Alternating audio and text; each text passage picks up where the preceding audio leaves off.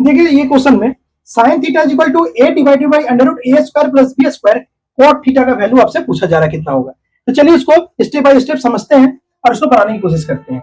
सबसे पहले आप देखिए साइन थीटा, साइन थीटा को अगर आप देखिएगा तो क्या होता है आपका, तो आप बोलिएगा इसका होता है P बाई एच। अब ये बोलिएगा P क्या है, तो P फॉर परपेंडिकुलर जिसको हिंदी में कहते हैं लंब, और H फॉर हाइपोटेनस जिसको कहते हैं हम लोग क्या, कर्ण। तो P बाई एच और ये दिया हुआ है आपका A by root under A square plus B square.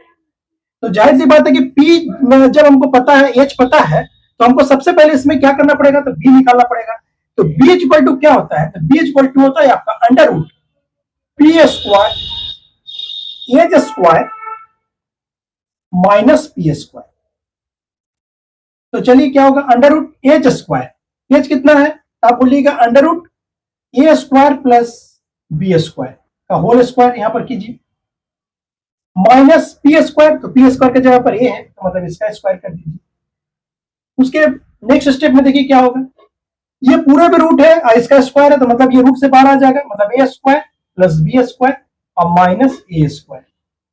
अब देखिए ए स्क्वायर है प्लस में, ए स्क्वायर है माइनस में, ए स्क्वायर से ए स्क्वायर को कैंसिल आउट कर दीजिए, तो मतलब ये बच्चा आपका अंडर रूट बी स्क्वायर, और रूट के अंदर बी स्क्वायर है मतलब एक बी को बाहर निकाल सकते हैं। इसका मतलब क्या हो, बेस, ये बी फॉर व्हाट, ये b इज इक्वल टू ये आपका है बेस, ये आपका बेस है, तो बेस इज इक्वल टू आपका ये आ गया b जैसा कि यहां पर दिया हुआ है। चलिए b आपका आ गया तो इसको आप अपने पास रखिए, base is equal to b। अब कॉट थीटा पर आइए।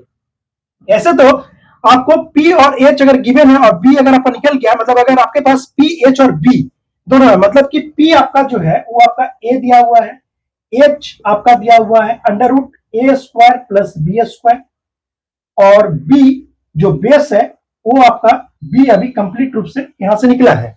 अगर ये तीनों चीज अगर आपको पता हो तो आपको कॉट थीटा क्या, आप इससे कॉस थीटा, साइन थीटा तो दिया ही हुआ, tan theta, cosec theta, sec theta, cot theta कुछ भी निकाल सकते हैं। सिर्फ आपका ये p बाई एच वाला वैल्यू आपको याद होना चाहिए। तो चलिए यहां पर आपको कॉट थीटा पूछा जा रहा है, तो कॉट थीटा इक्वल टू क्या होता है, तो कॉट थीटा इक्वल टू होता है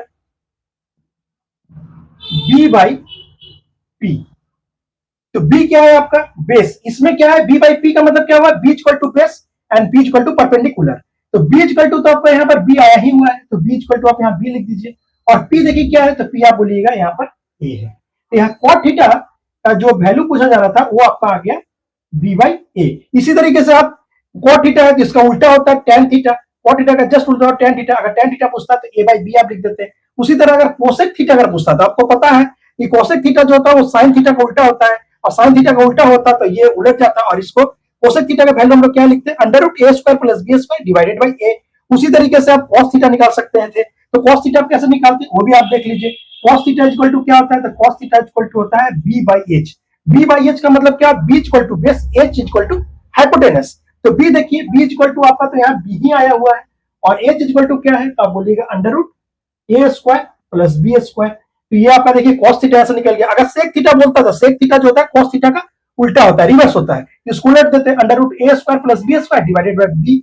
तो मतलब अगर आपको ये वाला p बाई एच या b, ये सारा चीज अगर आपको पता हो और इसका अगर फार्मूला आपको पता हो तो आप इसका जो पांचों जो और भी जो है टी रेशियोज वो आप आराम से निकाल सकते हैं। तो उम्मीद करते हैं कि आपको ये जो बनाने का स्टेप जो है आपको अच्छी तरह समझ में आएगा। इस तरह का जो भी क्वेश्चन है आज प्रैक्टिस आप बनाते रहें।